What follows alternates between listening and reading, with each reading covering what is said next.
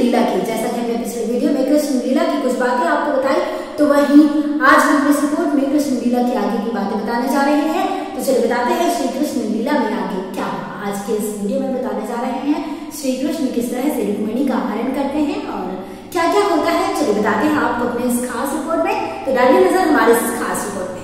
श्री कृष्ण जब रुक्मिणी को लेकर जाते हैं तो यह देखकर रुक्मिणी के अंग रक्षकों को सेनापति कहता है पीछा करो इनका।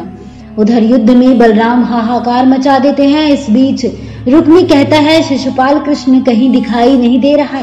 तब शिशुपाल कहता है अरे चोर के पांव कहाँ होते हैं, अवश्य ही सेना के मध्य भाग में खड़ा होगा किसी सुरक्षित स्थान पर। तब रुक्मिणी कहता है अरे आज तो उसकी सुरक्षा करने वाले स्वयं देवराज इंद्र ही क्यों ना आ जाए। मेरे तलवार की धार उसका रक्तपान करने के बाद ही मेरे म्यान में जाएगी। इस पर शिशुपाल कहता है नहीं मित्र, वह मेरा आखेट है, तुम केवल मुझे ये दिखा दो कि वह है कहाँ।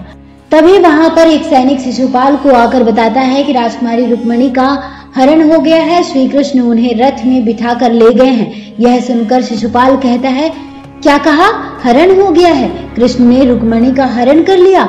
इस पर सैनिक कहता है जी वो उन्हें पश्चिम दिशा की ओर लेकर गए हैं। यह सुनकर रुक्मिणी कहता है कि शिशुपाल मैं शपथ लेता हूँ कि जब तक मैं कृष्ण को मारकर रुक्मिणी को नहीं ले आता तब तक मैं अपनी राजधानी इस कुंडलपुर को अपना मुंह नहीं दिखाऊंगा। फिर रुक्मिणी सारथी से कहता है चलो। इधर श्री कृष्ण और रुक्मिणी रथ पर सवार होकर तेज गति से द्वारिका की ओर बढ़ रहे होते हैं। श्री कृष्ण मुस्कुरा रहे होते हैं जबकि रुक्मिणी के चेहरे पर प्रसन्नता के साथ भय भी रहता है। उनके पीछे रुक्मिणी का रथ भी तेज गति से आ रहा होता है।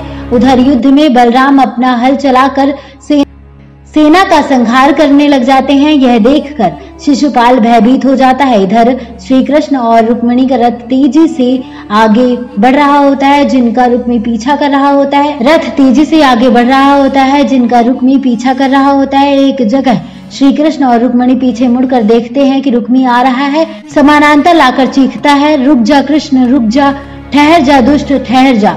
यह सुनकर श्री कृष्ण दारुक से कहते हैं रुको दारुक, रथ रोक दो। रथ रुक जाता है।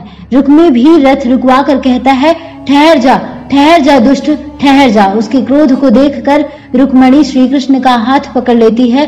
श्री कृष्ण मुस्कुराते रहते हैं। रुक्मिणी कहता है तेरा काल तेरे सामने खड़ा है, धृष्टता की भी कोई सीमा होती है, एक अबला नारी को तू हरण करके मुस्कुरा रहा है। यह सुनकर श्री कृष्ण कहते हैं क्योंकि यह मुस्कुराने का ही समय है, अभी अभी हमारा पाणी ग्रहण जो हुआ है। यह सुनकर रुक्मिणी कहता है कैसा पाणी ग्रहण, किसका पाणी ग्रहण, ये शास्त्रोक्त नहीं है, तुम अपहर्ता हो, तुमने अपहरण किया है। इस पर श्री कृष्ण हंसते हुए कहते हैं अपहरण तो उसे कहते हैं जो किसी की इच्छा के विपरीत हो। तब यह सुनकर रुक्मिणी कहता है कि हम और हमारे परिवार के किसी भी सदस्य की यह इच्छा नहीं थी कि रुक्मिणी का विवाह तुम्हारे साथ किया जाए। यह सुनकर श्री कृष्ण रुक्मिणी की ओर देखकर कहते हैं किसी की नहीं थी पर एक की तो थी। इस पर रुक्मिणी कहता है पर तुम्हें ये ज्ञात था कि रुक्मिणी शिशुपाल की वाग्दत्ता है। यह सुनकर श्री कृष्ण कहते हैं कि और तुम्हें भी यह ज्ञात था कि तुम्हारी बहन मुझसे प्रेम करती थी। तुम्हारी बहन मुझसे प्रेम करती है, शिशुपाल से नहीं। तुम बलात् उसके प्रेम की हत्या करना चाहते थे। ये मत भूलो कि नारी जिससे विवाह करना चाहती है इस बात का अधिकार शास्त्रों ने केवल नारी को ही दिया है। ये मत भूलो कि नारी जिससे विवाह करना चाहती है इस बात का अधिकार शास्त्रों में नारी को दिया गया है, केवल नारी को ही दिया गया है। जिससे वो विवाह करना चाहती है उससे वो करेंगी। ये मत भूलो कि नारी जिससे विवाह करना चाहती है उससे करेंगी, इस बात का अधिकार शास्त्रों ने केवल नारी को ही दिया है। दोनों में देर तक वाद विवाद होता है। तब श्री कृष्ण कहते हैं रुक्मिणी अपनी जिह्वा को संतुलित करो, वरना जो बातें शास्त्र तय नहीं करते हैं उन्हें शस्त्र करते हैं। यह सुनकर रुक्मिणी कहता है दंभी कृष्ण, द्वारिका यहाँ से बहुत दूर है और यम का द्वार तुम्हारे सर पर है। फिर दोनों में धनुष युद्ध होता है। धनुष युद्ध में हारने के बाद रुक्मिणी गदा युद्ध करता है। श्री कृष्ण उसे उसमें भी हरा देते हैं और फिर उसकी छाती पर पैर रखकर सुदर्शन चक्र का आह्वान करते हैं। तत्क्षण ही उनकी उंगली पर चक्र आ जाता है। यह देखकर रुक्मिणी घबरा जाता है। रुक्मिणी भी घबराते हुए रथ से नीचे उतरकर दौड़कर आती है और श्री कृष्ण का हाथ पकड़कर कहती है नहीं स्वामी, ऐसा ना करो नाथ, ऐसा ना करो। तब श्री कृष्ण कहते हैं, तुम इसे नहीं जानती देवी, ये इसी योग्य है। यह सुनकर रुक्मिणी कहती है, मगर एक बहन के सामने उसके भाई का वध हो तो कोई बहन कैसे देख सकती है। तब श्री कृष्ण कहते हैं कि और ये धूर्त तुम्हारे ही सामने तुम्हारे पति को मारने को कह रहा था, तुम देख सकती थी, ऐसा तुम देख सकती थी। तब रुक्मिणी कहती है, ऐसा ना कहो कन्हैया, मैं तुम्हारी अलौकिक शक्ति से परिचित थी, इसलिए मैं चुप थी। तब श्री कृष्ण कहते हैं, भद्रे, दुष्टों को दंड देने के लिए मैं इस संसार में विचरण कर रहा हूँ और इसकी दुष्टता प्रमाणित हो चुकी है। तब रुक्मिणी कहती है, कुछ भी हो नाथ। रुक्मिणी कहती है, कुछ भी हो नाथ, मैंने मनसा वाचा और कर्मणा से आपका वरण किया है, क्या आप मेरी पहली विनय को ही ठुकरा देंगे। यह सुनकर श्री कृष्ण का क्रोध शांत हो जाता है और वे सुदर्शन से कहते हैं, जाओ सुदर्शन, इस समय के लिए तुम्हारा कार्य पूर्ण हुआ। सुदर्शन चला जाता है। फिर श्री कृष्ण कहते हैं, देवी, मैं तुम्हें अपनी पत्नी से अधिक प्रेमिका मानता हूँ और प्रेमिका के आदेश को कोई ठुकरा नहीं सकता।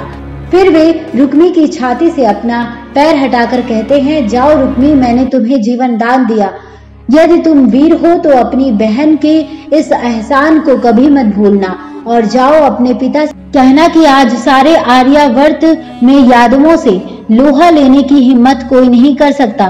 फिर वे रुक्मिणी से कहते हैं, चलो देवी। दोनों रथ पर सवार होकर चले जाते हैं। रुक्मी पराजित भाव से उन्हें पीछे से देखता ही रह जाता है। बता दें आपको, बताया जाता है कि भगवान श्री कृष्ण की अर्जुन से पहली मुलाकात द्रौपदी के स्वयंवर में हुई थी, जबकि अर्जुन और उसके चारों भाई एक ब्राह्मण वेश में उस स्वयंवर में शामिल हुए। श्री कृष्ण ने अर्जुन को पहचान लिया, अर्जुन भी उनकी ओर देखने लगा। द्रौपदी यज्ञ कुंडी से जन्मी दिव्य कन्या थी। श्री कृष्ण और द्रौपदी ने आपस में आजीवन भाई बहन का रिश्ता निभाया, इसलिए जब भी द्रौपदी पर कोई विपदा आई तो श्री कृष्ण भी उसकी सहायता के लिए तत्काल द्रौपदी के पास पहुंच जाते थे। द्रौपदी की गिनती 5 कन्याओं में है। ये 5 कन्याएं हैं अहिल्या, द्रौपदी, तारा, कुंती तथा मंदोदरी।